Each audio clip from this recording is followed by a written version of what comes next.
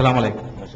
உங்களுடைய பல்வேறு உரைகளில் இஸ்லாமிய குற்றவியல் சட்டங்கள், அது மட்டுமல்லாமல் இந்த ஜகாத் இதெல்லாம் ஒன்று திரட்டு, அது மட்டுமல்லாமல் பல்வேறு இஸ்லாமிய சட்டங்களை அமல்படுத்துவதற்கு இஸ்லாமிய அரசாங்கம் வேண்டும் என்று சொல்லி வருகிறீர்கள். அப்படி இருக்கும் பொழுது இஸ்லாமிய அரசாங்கம் இஸ்லாத்தில் எந்த நிலையில் உள்ளது? அதாவது கடமையான விஷயமா அல்லது சுன்னத்தான விஷயமா, எந்த நிலையில் இருக்குது? தௌஹீத் ஜமாத் இதனுடைய நிலைப்பாடு என்ன? அதாவது இஸ்லாத்தை பொறுத்த வரைக்கும் ஒரு தனி மனிதன் தன்னளவுக்கு இஸ்லாத்தை கடைபிடிப்பதற்கு ஒரு அரசு தேவையில்லை. நம்ம தொழுவதற்கு ஒரு அரசாங்கம் வேணுமா? நம்மளா தொழுதுட்டு போயிடலாம். நம்ம நோன்பு வைக்கிறதுக்கு ஒரு கவர்மெண்ட் இருந்தா தான் நமக்கு நோன்பு வைக்க முடியும்னு சொல்ல முடியுமா? அது சொல்ல முடியாது. தன் அளவுக்கு அவன் தொழுக, நோன்பு வைக்க, தஸ்பீ செய்ய, திக்ர் செய்ய, பொய் சொல்லாமல் இருக்க, கோல் சொல்லாமல் இருக்க, புறம் சொல்லாமல் இருக்க, கல்யாணம் பண்ண, வட்டி வாங்காம இருக்க, வரதட்சணை வாங்காம இருக்க, இதுக்கெல்லாம் எது தேவையில்லை? ஒரு அரசாங்கம் தேவையே கிடையாது. ஒரு மனிதன் முஸ்லிமாக உலகத்தில் வாழ்வதற்கும் ஒரு தனிப்பட்ட முறையில் ஒரு அரசாங்கத்துக்கு சம்பந்தம் கிடையாது. அதே நேரத்தில் அவனுடைய கூட்டு வாழ்க்கைக்கு ஒரு அரசாங்கம் தேவைப்படும். என்ன கூட்டு வாழ்க்கை? ஒருத்தன் திருடிடுறான், அவனை என்ன செய்யறது? என்ன செஞ்சா அது அவனுக்குரிய சரியான தண்டனையா இருக்கும்? என்ன செஞ்சா சமூகத்தில் திருட்டு குறையும்? என்ன செஞ்சா அதை திருட்டை தடுக்க முடியும் அப்படின்னு ஒரு ஐடியா பண்ணி ஒரு தண்டனை கொடுக்கணும் வரும் பொழுது அப்ப ஒரு அரசு தேவைப்படுது. அரசு எப்ப தேவைப்படுது? குற்றவியல் சட்டங்கள், ஒருத்தனால் ஒருத்தன் பாதிக்கப்படக்கூடிய சட்டங்கள்ல அப்ப ஒரு அரசாங்கம் போர்ஸ் பண்ணி தான் என்ன செய்ய முடியும்? மரண தண்டனை கொடுக்க முடியும், கையை வெட்ட முடியும். இது மாதிரி கம்பல் பண்ணக்கூடிய சில விஷயங்கள் இருக்கிறது. அதுக்கு ஒரு அரசாங்கம் இருந்தா தான் சாத்தியப்படும். குர்ஆன்ல அப்படி சட்டம் இருக்கு, இப்படி சட்டம் இருக்கிறது. எப்படி இருக்கு?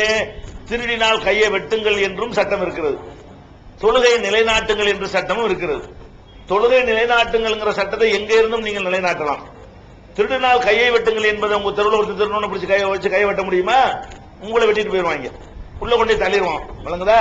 அப்ப திருடினால் கையை வெட்டுங்கள் என்பது எல்லாரும் செய்ய முடியாது. திருடினால் கையை வெட்டுங்கள் அந்த கட்டளை உங்களுக்கு உள்ளது கிடையாது, எனக்கு உள்ளது கிடையாது.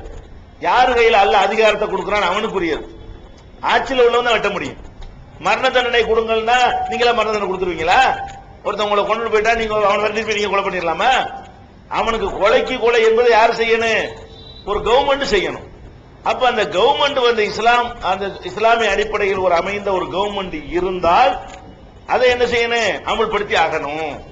இஸ்லாமிய அடிப்படையில் நம்ம கிட்ட ஒரு அல்லாஹ் ஒரு ஆட்சி அதிகாரத்தை தந்தானையானால் திருநவனு கையை வெட்டுங்க, கொலைக்கு கொலை கொடுங்க, கண்ணுக்கு கண்ணை நோண்டுங்க, பல்ல உடைச்சா பல்ல உடைங்க அவனுக்கு அரசாங்கத்தின் மூலமா. அப்பதான் அடுத்தவங்களை உடைக்க மாட்டான். இது ஆட்சியாளர்களுக்கு உள்ள கட்டளைன்னு சிலது இருக்கிறது. அதே நேரத்தில் இதை செய்யறதுக்காக வேண்டி ஒரு ஆட்சியை உருவாக்குவதுதான் இஸ்லாத்தினுடைய லட்சியம் அப்படின்னு எங்காவது சொல்லப்பட்டிருக்கான்னா கிடையவே கிடையாது. நபிமார்கள் ஒரு நபி கூட அவங்களுடைய பிரச்சாரத்தின் போது நாங்கள் இஸ்லாமிய ஆட்சியை உருவாக்குவதற்காக வந்திருக்கிறோம் என்று சொன்னதே கிடையாது. அல்லாஹ்வுடைய ஆட்சியை உருவாக்க வந்திருக்கிறோம் என்று சொன்னதே கிடையாது. ஒரு குர்ஆன் வசனம் அந்த கருத்தில் கிடையாது. ஒரு நபி மொழி அந்த கருத்தில் கிடையாது. சும்மா பயான்கள்ல நம்ம ஆளுக்க பேசின பேச்சினால வேண்டாம் உங்களுக்கு அந்த கருத்து காதுல கேட்டு கேட்டு என்ன செய்யும்? எப்படியும் நாம் இஸ்லாமிய ஆட்சியை உருவாக்கி ஆக வேண்டும், அல்லாஹ்வுடைய ராஜ்யத்தை உருவாக்க வேண்டும் பயான்ல இவங்களா சொல்லியிருப்பாங்க. அதனால உங்களுக்கு அந்த காதுல அது பதிஞ்சிருக்கலாமே தவிர குர்ஆன்ல எந்த ஒரு நபியாவது இப்ராஹிம் நபியோ, இஸ்மாயில் நபியோ, லூத் நபியோ மக்கள்கிட்ட பிரச்சாரம் பண்ணும் பொழுது நாங்கள் எல்லாம் இஸ்லாமிய ஆட்சியை உருவாக்குவதற்கு வந்திருக்கணும்னு சொன்னாங்களா? அப்படி சொல்லல. நபிகள் நாயகம் ஸல்லல்லாஹு அலைஹி வஸல்லம் அவங்களா சொன்னாங்களா? அவங்களும் சொல்லல. அது அவங்க என்ன சொன்னாங்க? நபிமார்களுடைய வேலை என்னவா இருந்தது என்றால் அல்லாஹ் மட்டும் வணங்குங்க, என்ன தலைவனா ஏத்துக்கிறங்க, என் வழிகாட்டுதல் உங்க வாழ்க்கை அமைச்சுக்கிறங்க. இதன் பக்கம் மக்கள் அழைச்சாங்க. இந்த உலகத்தை விட மறுமை சிறந்தது என்பதன் பக்கம் மக்கள் அழைச்சாங்க. அழைக்கக்கூடிய நேரத்தில் அவங்களுடைய எண்ணிக்கை கம்மியா இருக்கிற வரைக்கும் அவங்க ஒன்னும் செய்ய முடியாம இருந்தாங்க. இதை ஏற்றுக்கொண்டவர்களுடைய எண்ணிக்கை அதிகமாகி அவங்க கையில் ஆட்சி வந்தவொடனே இதை அமுல்படுத்தினாங்க. மக்காவில் இருக்கும்போது திருநன கையை வெட்டினாங்க, அமையல வெட்டல, ஆர்டர் வரவும் இல்லை. மதீனாவில் வந்த பிறகு என்ன செஞ்சாங்க? ஆட்சி அமைச்சாங்க. அப்புறம் என்ன பண்ணாங்க? அந்த குற்றவியல் சட்டங்களை அமுல்படுத்தினாங்க. அதே மாதிரி நம்மளும் என்ன செய்யணும்னு கேட்டா, இஸ்லாத்தின் பக்கம் மக்களை நீங்க அழைக்கணும். அதான் உங்க வேலை. எல்லாரும் இஸ்லாத்தை ஏற்றுவிட்டால், அல்ல ஒரு ஆட்சி மாற்றம் ஏற்படுகிற அளவுக்கு மக்கள் ஏற்றுவிட்டால், அதன் அடிப்படையில் ஒரு ஆட்சி அமைந்தால் அப்பதான் என்ன செய்ய முடியும், இதை செய்ய முடியும். அதுக்கு வேலை செய்ய சொல்லி எங்கேயும் சொல்லப்படல. இன்னும் சொல்ல போனால், இஸ்லாமிய ஆட்சி அமைக்க போறோம் என்கிற அந்த வாதம் இஸ்லாமிய பிரச்சாரத்துக்கு முதல் எதிரான வாதம். இஸ்லாமிய வளர்ச்சியை முதல்ல எது தடுக்கும்னு கேட்டா, நாங்க இஸ்லாமிய ஆட்சி உண்டாக போறோம் என்னைக்கு பேசுறீங்களோ அன்னைக்கு அடுத்தவன் நீங்க வரமாட்டான். அவன் நினைப்பான், ஓஹோ இவங்க ஆட்சியை பிடிக்கிறதுக்கு தான் வந்திருக்கிறாங்களா அப்படின்னு இஸ்லாத்துக்கு வருவானா? நீங்க நல்ல கொள்கை வாப்பாண்டு கூப்பிட்டா வருவான். ஓ நம்மளும் இது வரைக்கும் நம்ம ஆண்டுகிட்டு இருக்கிறோம், ஆண்ட பரம்பரை. இப்ப இவங்க ஒரு கூட்டத்தை போட்டு என்ன பண்றாங்க, ஆட்சியை பிடிக்கிறதுக்குள்ள இவங்க வந்து பிளான் பண்றாங்க அப்படின்னு பெரும்பான்மை மக்கள் உங்களை பத்தி நினைச்சா இதுல வருவானா? நம்மள்ட்ட ஆட்சி தக்கணும்னு அவன் நினைக்குவானா? நம்மள இருந்து டிரான்ஸ்பர் ஆகி வேற ஒரு சமுதாயம் ஆளணும்னு அவன் நினைக்குவானா? அப்ப நீங்க இஸ்லாமிய ஆட்சி அமைக்க போறோம்னு நபிமார்கள் சொல்லி இருப்பார்களே ஆனால் இஸ்லாத்துக்கு ஒருத்தன் வந்திருக்க மாட்டான். நீங்கள் சொல்வீர்களே ஆனால் அப்ப ஒருத்தன் வரமாட்டான். நீங்கள் இதை போய் அவன் சொன்னீங்கன்னா அவன் செய்வான், அப்ப நாங்க இந்து ராஜ்யத்தை கொண்டு வரோம்னு அவன் சொல்லுவான். இந்து ராஜ்யத்தை கொண்டு வரோம்னு அவன் சொல்லுவான். அது ஈடுபடுமா அவனிடத்துல? இஸ்லாமிய ராஜ்யத்தை கொண்டு வரும் நீங்க சொல்றது அவனிடத்துல ஈடுபடுமா? நீங்க சொல்ற உங்கள்கிட்ட வேணா ஈடுபட்டுக்கலாம். நீங்க மட்டும் நினைச்சு கொண்டு வர முடியுமா ஒரு நாட்டில் ஆட்சிய? மெஜாரிட்டி இருந்தா தானே ஒரு நாட்டில் ஆட்சி மாற முடியும்.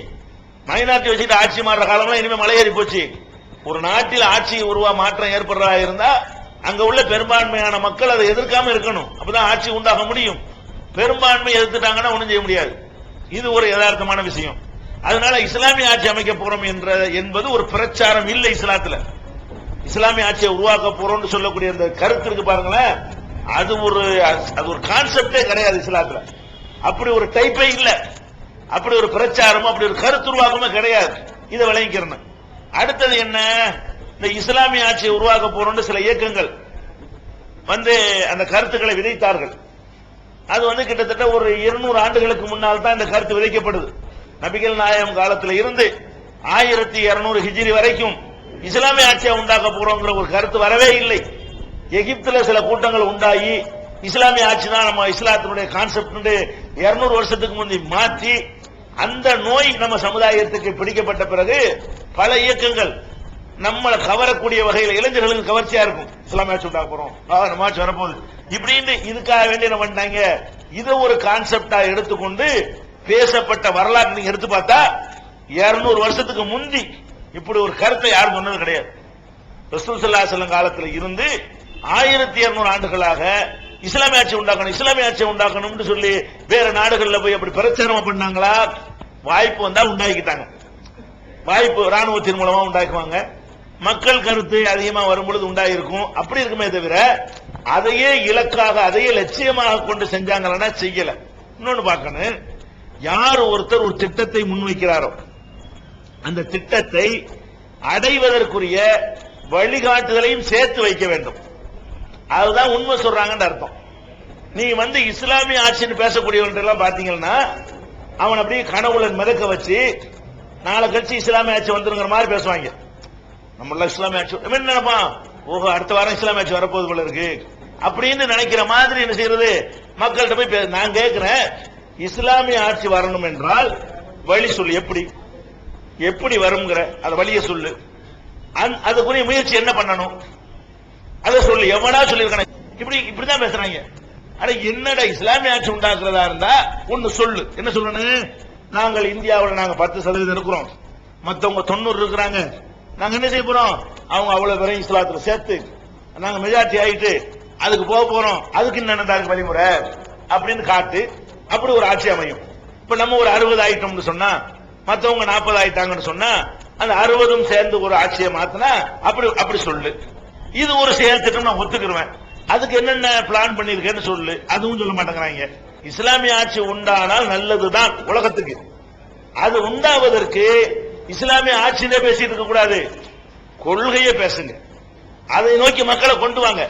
நீங்கள் முஸ்லிம்களா இருக்கிற மாதிரி எல்லாரும் முஸ்லீம் ஆயிட்டா அது தன்னால உண்டாயிரும், தன்னால அதான உண்டாகும், ரிசல்ட் அதானே.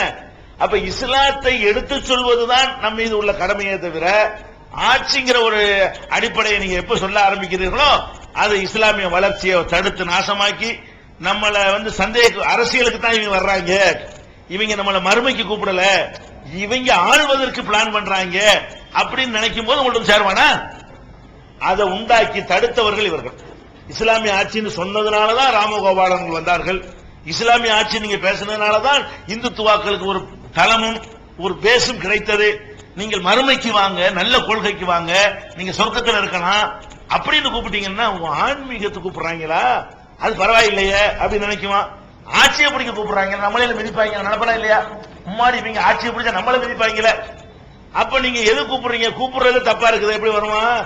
வளர்ச்சி நின்றது காரணம் இஸ்லாமிய ஆட்சிங்கிறது மாதிரி இஸ்லாத்தை அழிக்கிற கோஷம் வேற எதுவும் கிடையாது. அது விளங்கி